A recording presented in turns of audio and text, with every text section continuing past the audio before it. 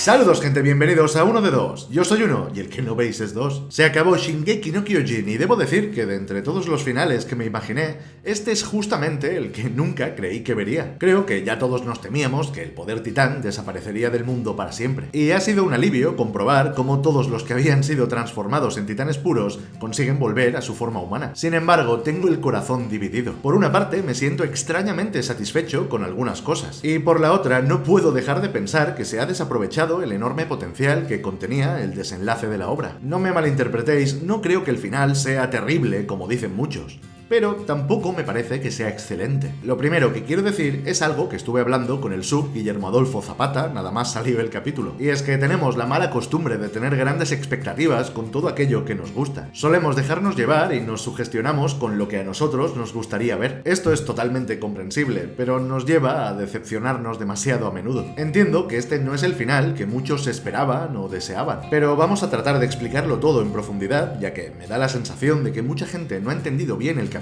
o que han sacado conclusiones precipitadas. Así que gente, vamos allá. Pero antes, quiero que le agradezcáis a Dos su enorme sacrificio, porque nuestro villano favorito ha aceptado spoilearse el final por todos nosotros. Ya lo sabéis, muy inesperado, pero así ha sido. Ahora sí, gente, vámonos.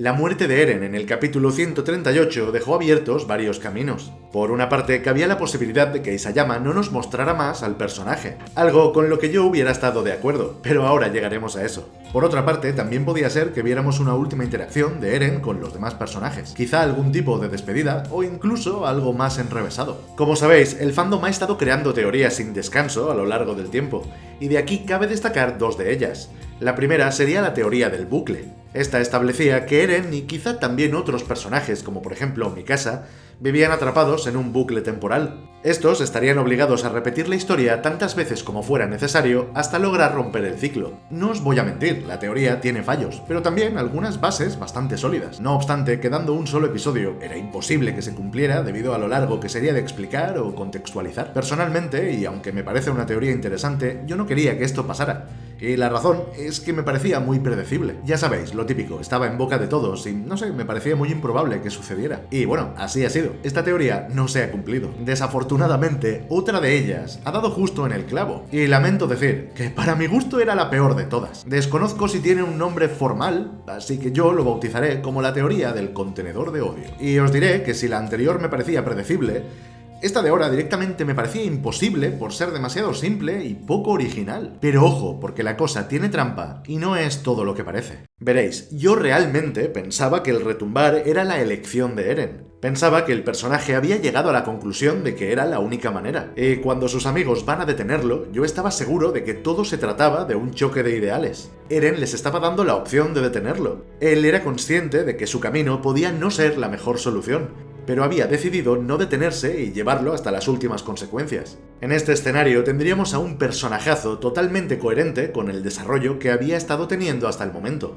Eren habría elegido una senda de penurias y sacrificio para conseguir la libertad. Ese era su sueño, y si para cumplirlo debía convertirse en un villano o incluso matar a sus propios amigos, así lo haría. Este final era radical, cruel y profundamente triste, pero reflejaba muy bien la ideología que siempre acompañó al personaje: matar o morir. Tras ser decapitado, yo me hubiera conformado con una sola viñeta del espíritu de Eren diciéndoles a todos que habían ganado y que lo sentía por haberlos llevado a sufrir de aquella manera. Eren les pediría perdón por haber sido tan egoísta, por no tenerlos en cuenta y actuar en solitario, y acabaría deseándoles buena suerte. Se despediría de Armin con un abrazo y, del mismo modo en el que ocurre en este manga, le encomendaría a él la futura protección de Eldia. Y en cuanto a Mikasa, un te amo no hubiera estado nada mal. Como digo, cerrar bien a este personaje era crucial. Al final, y como muchos apuntaban, Eren sí buscaba ser asesinado por sus amigos para que el mundo los viera como los héroes que salvaron a la humanidad. Todo esto se nos revela a través de un flashback. La conversación que vemos tuvo lugar tras la paliza que Eren le propinó a Armin. Y es que de algún modo Eren transportó a su amigo a las memorias para explicarle la verdad tras sus actos. Aquí nos damos cuenta del sufrimiento de Eren, quien tenía serios problemas para soportar el peso de su destino. Todo estaba escrito y no podía huir del camino marcado por Ymir. Él necesitaba confesar su crimen a su mejor amigo. Eren fue un simple peón, una víctima desde el principio hasta el final. Supongo que todos lo fueron, pero en su caso es algo peor, ya que se terminó convirtiendo en un mero instrumento. Y es que aquí está la clave. Eren nunca tuvo control real sobre sus acciones, y esto se demuestra en el momento en el que Eren le explica a Armin su visión. Cuando besó la mano de Historia, el personaje vio su futuro. En sus propias palabras, el titán fundador vive simultáneamente en el pasado, en el presente y en el futuro. Todo ocurre al mismo tiempo, y el resultado de esto es la enajenación mental. El pensamiento de Eren se vuelve incoherente y se mezcla con la misma existencia. Para él, el curso de los acontecimientos que ha visto es completa y absolutamente inevitable. Cuando Eren le menciona a Armin que el 80% de los seres humanos habían sido aplastados por el retumbar, lo dice hablando en pasado. Esto es porque el personaje ya lo ha hecho, ya lo ha vivido incluso antes de realizarlo. No sé a ciencia cierta cuándo fue que Eren vio todo esto. Puede que lo viera todo de golpe o puede que lo fuera viendo todo con el tiempo. Pero por la conversación que tiene con Zeke en las memorias, deducimos que Eren no lo había visto absolutamente todo. Había resquicios por rellenar, pero de todas formas el resultado era el mismo. Eren había sido usado por Ymir. Ahora nos vamos a ir justo al momento en el que Grisha le revela a la familia real cuáles eran los poderes del titán de ataque. Esto es muy importante porque Grisha se equivoca. Kruger ya mencionó cómo el titán de ataque era el único con la capacidad de negarse a obedecer las órdenes del fundador. No puedo asegurar hasta qué punto esto sea verdad, pero lo más relevante es cuando el padre de Eren dice que el titán de ataque posee una habilidad más, es decir, la de ver el futuro a través de los siguientes portadores. Y entonces Frida reacciona de un modo curioso, pues da la sensación de que ella sabe que esto no era cierto. Y es que el punto es que aunque lo fuera, aquello que vieron Kruger, Grisha y Eren fue decidido por Ymir. Hay unas cuantas teorías sobre esto, pero viendo cómo ha terminado todo, parece claro que es así. Aquí todos han sido usados como piezas en un tablero dominado por Ymir. Ella esperó una eternidad en aquel limbo a que apareciera un individuo capaz de salvarla y acabar con la maldición de los titanes. Y con ese famoso título del primer episodio, a ti, 2000 años desde ahora, finalmente Ymir encuentra a quien andaba buscando. Y para nuestro asombro, no se trataba de Eren. Se trataba de Mikasa. Pero antes de ahondar más en esto, quiero cerrar el tema de Eren y su plan, ya que tras haberlo visto todo en detalle, nos damos cuenta de que el plan de Eren nunca estuvo relacionado con el retumbar. Ese era el plan de Ymir. Lo único que Eren pudo hacer, lo único que pudo intentar lograr por sí mismo, fue el hecho de apartar a sus amigos de su lado. Como ya nos suponíamos, Eren nunca quiso hacerles daño.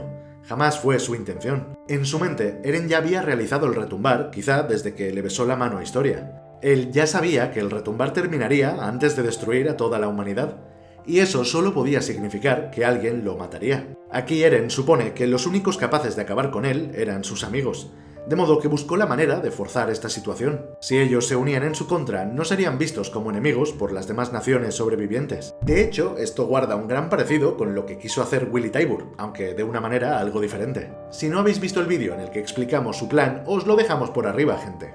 Sea como sea, esto no dejaba de ser una mera suposición. Eren estaba convencido de que, habiendo dejado al mundo en aquel estado de agonía, aunque los supervivientes quisieran atacar a la isla, no estarían en condiciones de hacerlo inmediatamente. Así que, si su plan de hacer ver a sus amigos como héroes fallaba, de alguna manera todavía les habría comprado tiempo para que pudieran defenderse en el futuro. Lo más triste de todo esto es que ni siquiera esta parte fue idea de Eren, y es que todo estaba previsto para que ocurriera así. Como él mismo dice, no le quedó más remedio que dejarse llevar. Mirad, yo tengo un problema con las historias que acaban así, gente. No me gusta que exista un destino que los personajes no puedan cambiar. Te hace preguntarte qué sentido ha tenido todo. Te deja vacío. Yo creí que Eren había cambiado.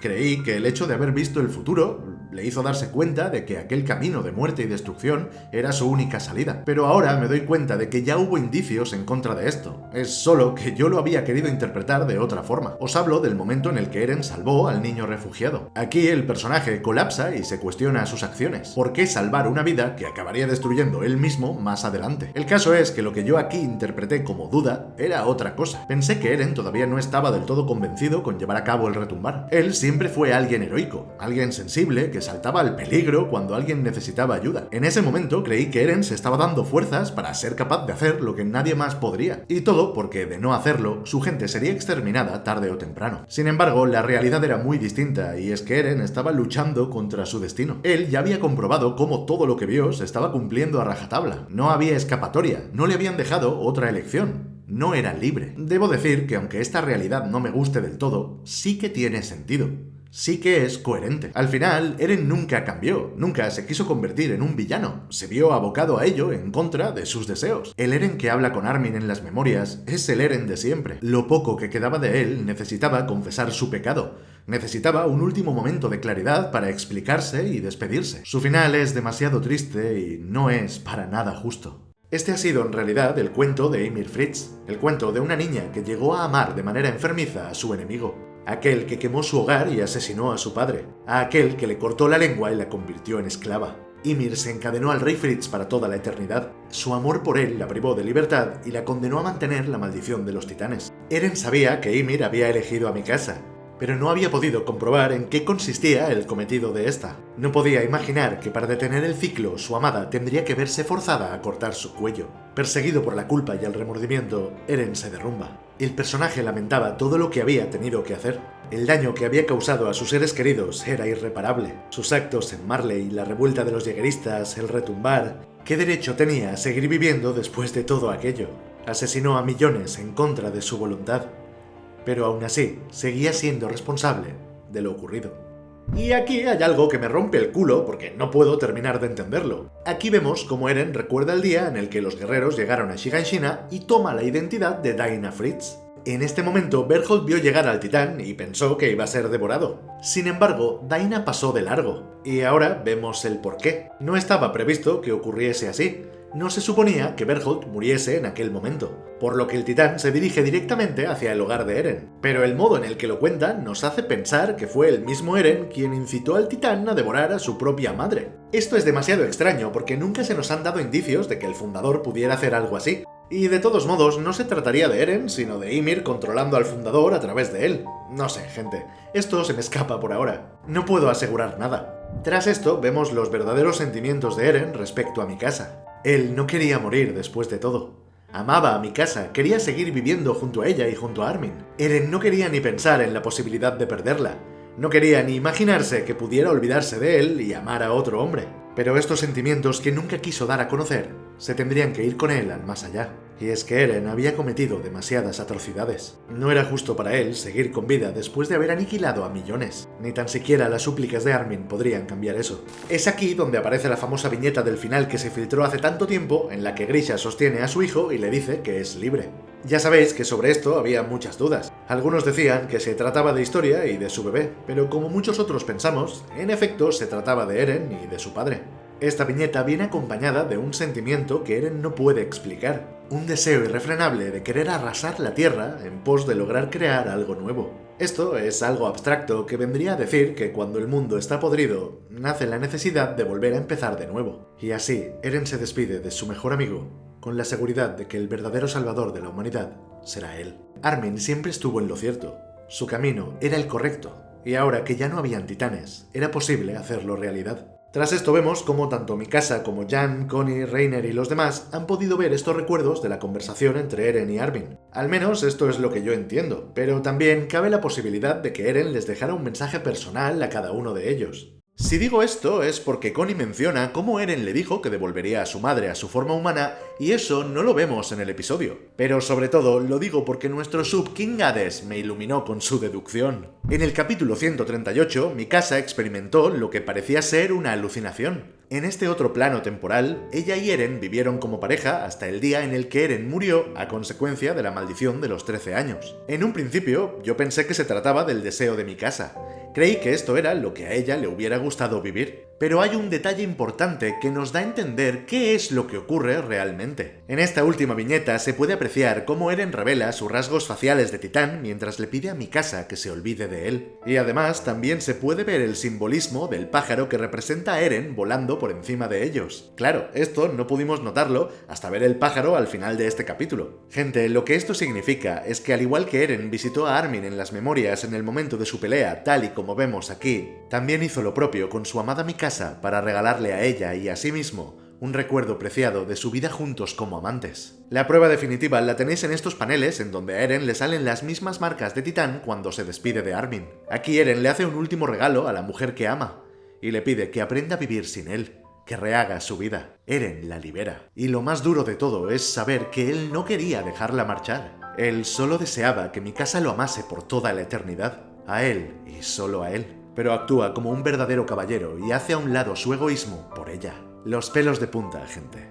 Pero bueno, siguiendo con el capítulo, vemos la aparición de los espíritus de los miembros del escuadrón. Estos se despiden de Levi y los saludan. Y por otro lado, también podemos ver a Sasha despidiéndose de Connie y Jan. Momentos muy agridulces entremezclados en un escenario lleno de lamento y esperanza a partes iguales. Tengo que admitir que me alegra que Levi pueda vivir allí en donde Erwin y los suyos no pudieron. Me parece un final muy bueno para el personaje. Su muerte hubiera sido lo esperable, y por ello me agrada que acabe así. Aunque bueno, no termina de una pieza, se lleva sus buenas medallas de guerra. Vale, respecto al tema historia, debo decir que al final era la cosa menos rebuscada del mundo. No se nos aclara nada, ni su hija estaba relacionada con Eren, ni tenía ningún propósito claro más allá de protegerla de verse obligada a devorar a Zeke. Muy curioso y un poco decepcionante, la verdad. Lo que le sigue a esto no es un final feliz, no esperaba que lo fuera, pero sí que es esperanzador. La sombra de la guerra continúa alargándose en Paradis. Lejos de terminar, parece que Armin y los demás todavía tendrán que recorrer un largo trecho. Y así es como nos dejan, con la seguridad de que con el paso de los años, aquellos que una vez albergaron titanes en su interior serán los encargados de sanar las viejas heridas. A muchos nos hubiera encantado ver cómo ocurría esto con un par de episodios más, pero bueno, nos tendremos que conformar con saber que lo conseguirán. Con saber que lograrán devolverle a todos su libertad. Y hablando de libertad, el primero en conseguirla sobrevuela con sus nuevas alas la embarcación de sus amigos y obsequia con una de sus plumas a quien fue su mayor apoyo en otra vida. Y surca los cielos en busca de su amor, en busca de su fiel alma gemela, la cual descansa junto a su tumba mientras espera la llegada de todos los demás. Bajo el árbol en donde todo empezó, Mikasa es asaltada por el recuerdo de aquellos días felices que atesoraba con tristeza y añoranza. Entonces las lágrimas brotan de sus ojos y, desamparada, formula el deseo de volverlo a ver. Y todo mientras la gastada bufanda que representaba su lazo abandonaba el lugar en el que siempre se mantuvo firme. Sin embargo, el ave que siempre vuela libre aparece para devolver aquel símbolo a su legítimo lugar. Y así es como Eren despega con sus emplumadas alas dejando atrás a su amada, recordándole que él siempre velará por ella tanto en esta vida como en la siguiente. Este de aquí es el lazo que consiguió arrancar del mundo a los titanes. Fue el amor de Mikasa, su pureza y arraigo desmedido por Eren, lo que estremeció y liberó a Ymir de sus ataduras. Cuando nos detenemos a pensar un poco, nos damos cuenta de que esta obra siempre ha estado estrechamente ligada a los sentimientos, a los lazos de hermandad que unían, por ejemplo, al trío de Shiganshina o a los guerreros de Marley. A través de todos estos años, Isayama nos ha entregado su forma de ver el mundo. Su forma de entender la importancia de una familia, de unos amigos. Él nos ha contado su perspectiva de la guerra y finalmente nos ha dicho algo que todos sabemos.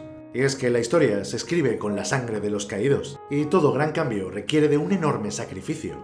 Ha sido una historia increíble, llena de momentos emocionantes y muy duros. Hemos reído y hemos llorado. Hemos sentido lo mismo que sentían los personajes. Hemos sufrido con ellos y pase lo que pase, siempre los llevaremos con nosotros. Mirad, quizá no ha sido el mejor final imaginable, quizá no ha sido todo lo alucinante que podría haber sido, puede que se pudiera haber hecho mucho mejor, pero para mí no ha sido un mal final. Ha sido bonito, los últimos paneles, junto con la despedida del escuadrón, con Levi y demás, ha sido muy emotivo y tierno. De hecho, os diré más, si este capítulo 139 se hubiera publicado justo al final del 138, no estaríamos viendo tantas críticas. Este mes de espera ha generado demasiado hype. Recordemos cómo terminó el anterior capítulo. Fue apoteósico. Veníamos de toda la acción. Si el final se hubiera contado justo después de la decapitación, estaríamos hablando de que esto le hubiera puesto el broche de oro a la obra. Espero y deseo que en el anime sean inteligentes y acaben la serie con una película sin cortes ni esperas de ninguna clase.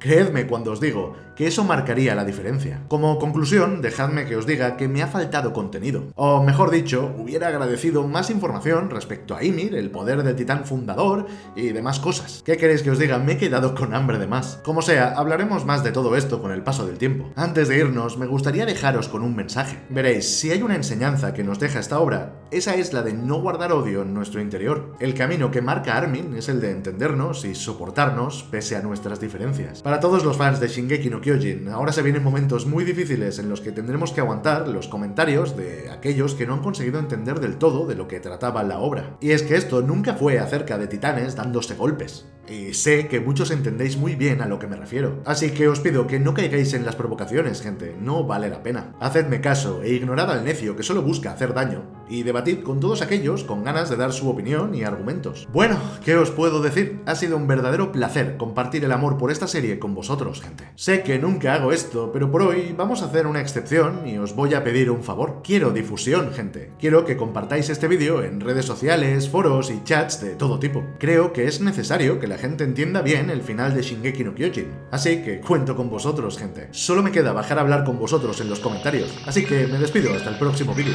Muchas gracias, como siempre, y ¡chao!